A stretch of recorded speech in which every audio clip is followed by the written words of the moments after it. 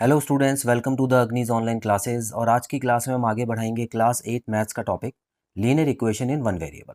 सो students, आज की class में क्वेश्चन नंबर 57 करने वाले हैं।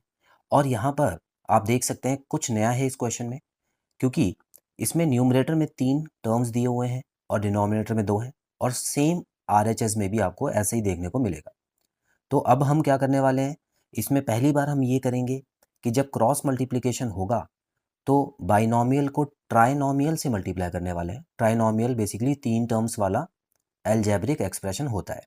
तो आइए स्टूडेंट्स, देखते हैं कैसे सॉल्व होगा। तो इतना तो हमको पता ही है, देखिए ये इंडिविजुअल जितना सॉल्व हो सकता था उतना उन्होंने करके दिया है। अब ये और सॉल्व नहीं हो सकता, मतलब कुछ भी काटना वाटना नहीं है, ना ही प्लस माइनस हो सकता है। तो अब मैं क्या करूँगा, सबसे पहले तो इनमें ब्रैकेट लगा देते हैं।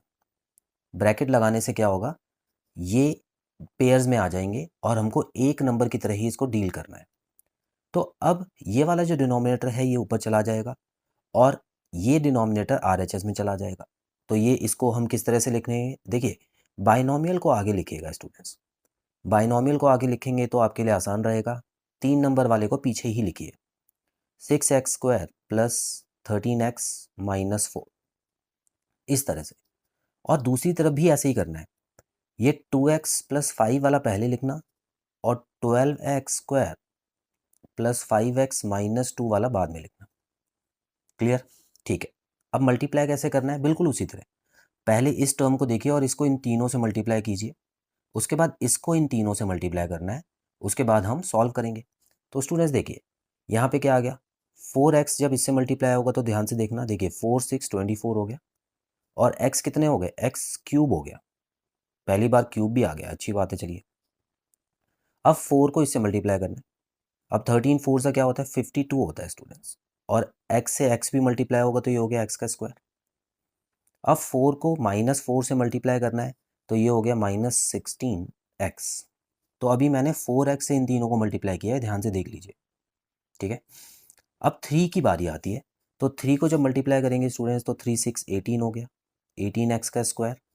और 13 3 39 होता है। बड़े आराम आराम से करना है आपको, ठीक है। मैं हो सकता है आपको लग रहा हूँ कि जल्दी कर रहा हूँ, लेकिन मैं भी आराम से ही कर रहा हूँ, सोच समझ के। आपको भी ऐसे ही करना है। 3 और 4 को मल्टीप्लाई करेंगे -12। तो देखिए LHS में इतना आ गया। अब हम इक्वल टू यहाँ पे लगा लेते हैं ताकि RHS भी लिख पाएँ। अब 2x को इन तीनों से मल्टीप्लाई करने के लिए क्या करना है, देखिए 24, ध्यान से कीजिएगा, 24 हो गया, उसके बाद x 3 हो गए, x का क्यूब। क्लियर? अब 2x को इससे मल्टीप्लाई करते हैं तो ये हो गया +10x का स्क्वायर। उसके बाद 2x को -2 से मल्टीप्लाई किया तो ये हो गया -4x। अब 5 की बारी है स्टूडेंट्स। 5 को इन तीनों से मल्टीप्लाई करेंगे तो 12 5 60 होता है, 60x का स्क्वायर प्लस 25x और -10। ये लीजिए, मल्टीप्लिकेशन का हो गया है। अब हम क्या करेंगे, जितने LHS में सॉल्व हो रहे हैं पहले उनको करेंगे, फिर RHS पे चलेंगे। और ये भी देख लेते हैं स्टूडेंट्स, क्या कुछ कट रहा है इसमें। तो अगर मैं देखूं, यहाँ पर 24x का क्यूब इस तरफ भी है और 24x का क्यूब इस तरफ भी है, और दोनों के पास सेम साइन है और इक्वल टू भी लगा है। तो क्या मैं इनको हटा सकता हूँ? बिल्कुल, क्योंकि ये दूसरी तरफ आके साइन चेंज करेगा और माइनस प्लस ही होगा। तो क्यूब का तो किससे ही खत्म कर दिया हमने।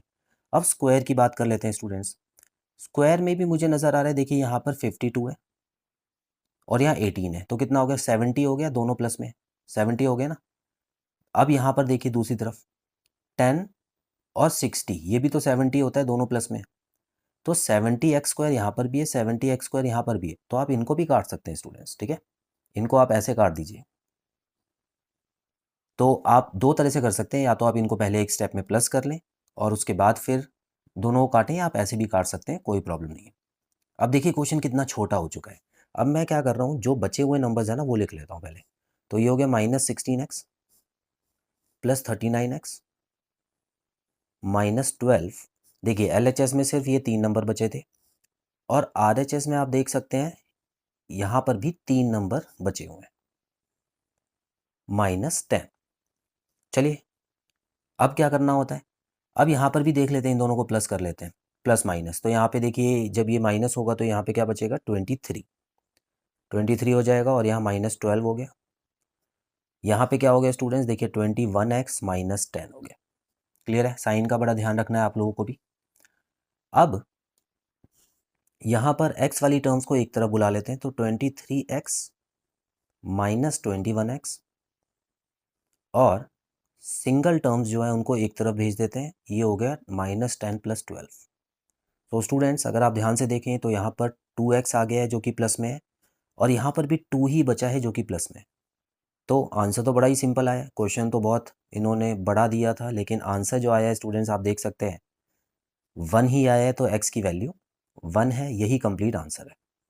सो आज की क्लास में जो क्वेश्चन कराया गया है स्टूडेंट्स में नया ये था कि किस तरह से बाइनोमियल को ट्राइनोमियल से मल्टीप्लाई किया जाता है, वो सिखाया गया है। आई होप आपको ये आज की क्लास क्लियर है। सो बहुत जल्द मिलते हैं अगली क्वेश्चन के साथ अगली क्लास में। Till then bye bye.